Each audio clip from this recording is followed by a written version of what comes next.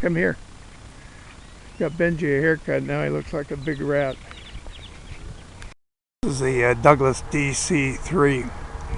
In production long before World War II started, it became the major workhorse of the war. It did many different things, including pulling gliders, which brought us to here in Lubbock, the Silent Wings Museum. Silent Wings Museum. 6,000 glider pilots were trained during World War II. It's estimated that 300 remain today.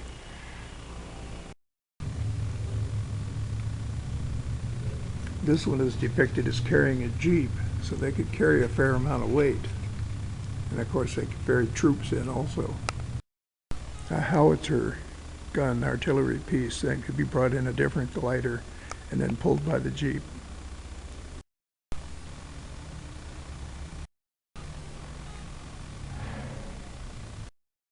Boy, this is reminiscent of my boot camp days in the Air Force. This is one of the actual gliders produced during the war.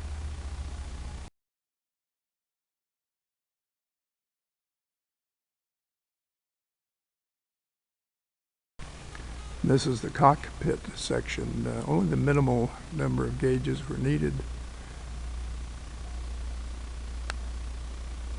And a trainer set up for night flying, instrument only.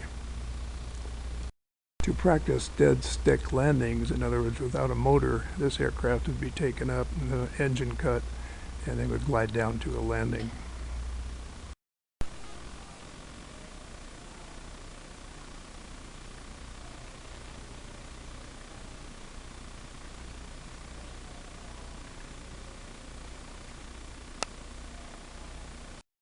Now, who wore glasses like that? Why, Buddy Holly, of course. Hi.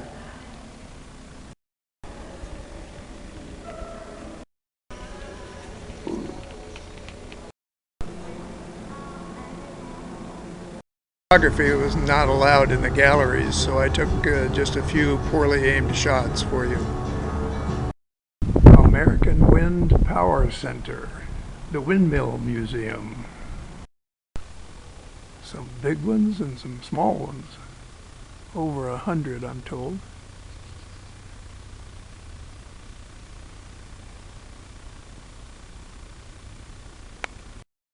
Millstones or grinding stones could be pushed by windmills. This is the largest windmill still used in Australia. It can pull 300 gallons an hour from 350 gallons an hour from 300 feet down. This is the Southern Cross, the largest production windmill made. It can pull 350 gallons an hour from 300 feet down. It's still in use in Australia and other countries. Remember that it's for livestock watering, etc. It's not for irrigation, so you don't need a lot of water. And here's a little guy who would make 6 volts of electricity, primarily used to power radio when there's no electricity available from an outside source, on farms, that sort of thing.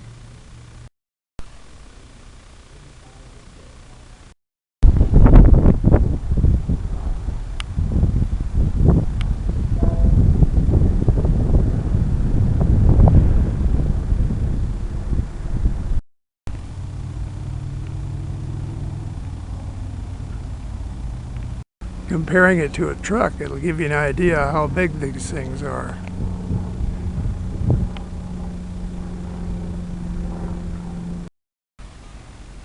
You can easily park a car in one of these things. And this is what those blades are attached to.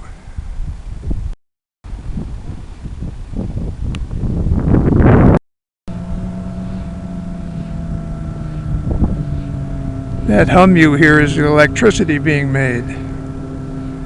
Interesting shadow being cast on the ground. A Dutch-style windmill. Literally a 2-story building on the back of it.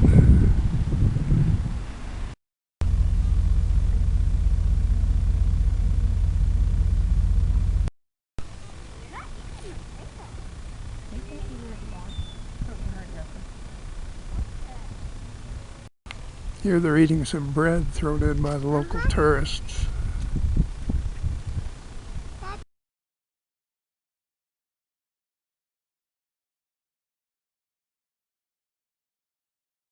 When I was stationed in Amarillo, Texas, the roads in the city, the streets in the city were paved with bricks also. They were laid down by convict labor. The furnace quit working on the RV, so I brought it out to a good old boy here out of town to do some repairs. He keeps one of these things as a pet.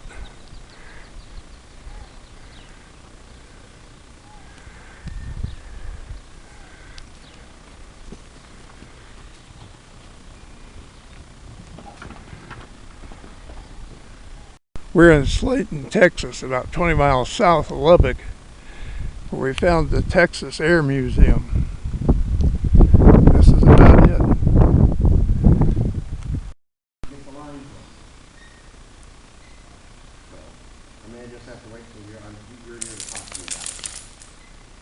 Took the gun out of the back seat of the aircraft.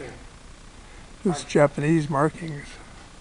Odd bunch, so we do it in odd years. Internal restoration on it, but it'll wait until this one's finished before we move it to center stage. This is a crop dusting aircraft. Note that it's mostly engine, a huge engine in the front, large wings, very short tail. It carries nothing but the chemicals. You can see the sprayers below the wings toward the rear of the wing. This engine is so powerful it can almost pull the thing straight up. Perhaps it can. If you want to see one in action, Google video crop dusting aircraft. You'll be quite amazed at what these guys do. The George W. Bush Childhood Home. He lived here from 1951 through 1955, I believe. We're in Midland, Texas. The plaque makes an interesting point. Quote, unique in history, it was the home to two presidents, George H.W.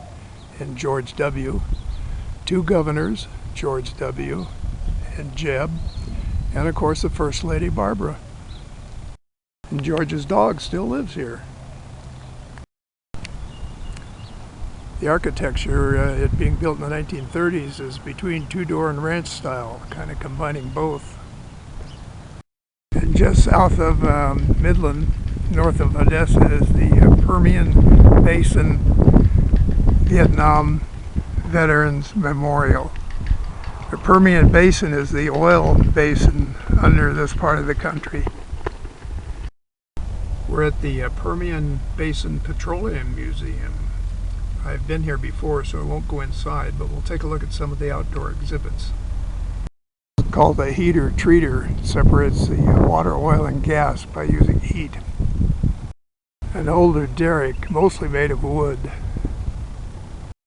Originally built in 1923, it was the second drilling pump in the Permian Basin. Only 800 feet from the original discovery pump.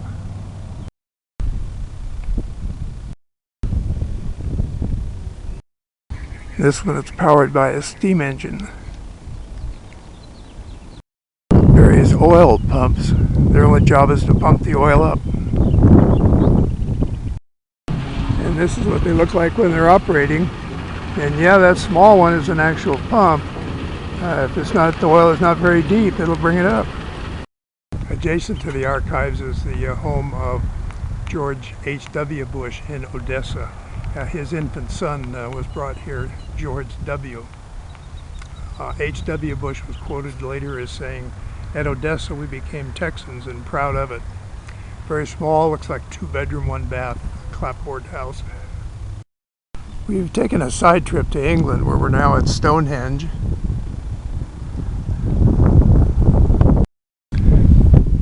The best estimates start the construction at about 10,000 years before Christ, at the end of the last ice age.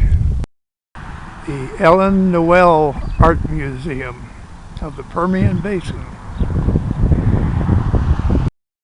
Looks like some repurposed farm or oil field equipment.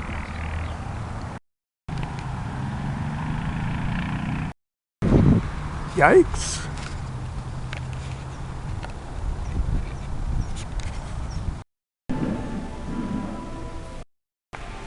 Notice particularly the depth of the apple relative to the base. Now this is done in oil, and it's very difficult to get detail work in oil. Playing with Fire, Contemporary Glasswork, Kathleen Elliott. A Flowering Giraffe.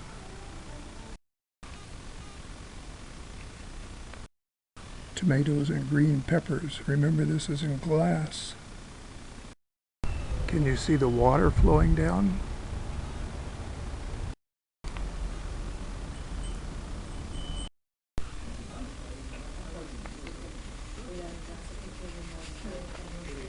Should have brought my magnet in to check it.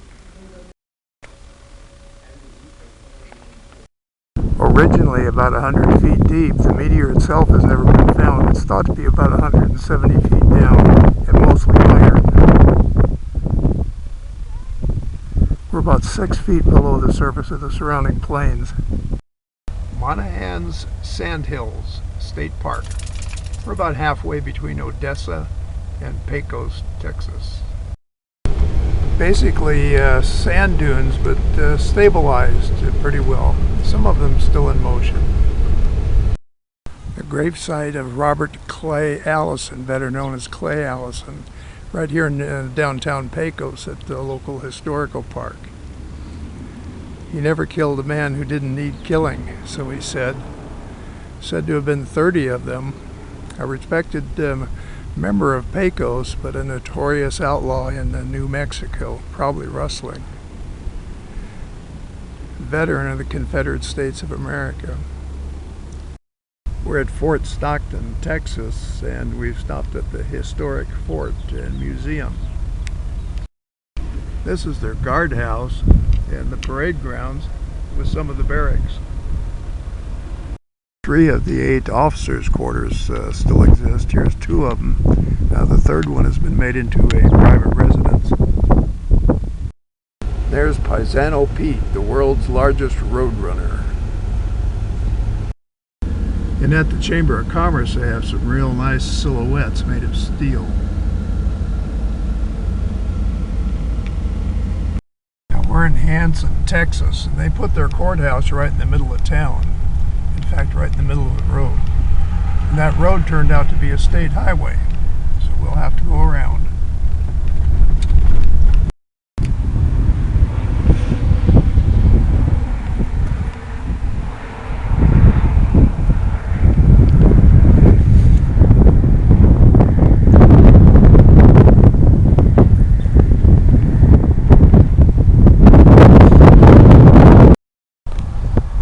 Oxen-drawn covered wagon led by a cowboy on horseback.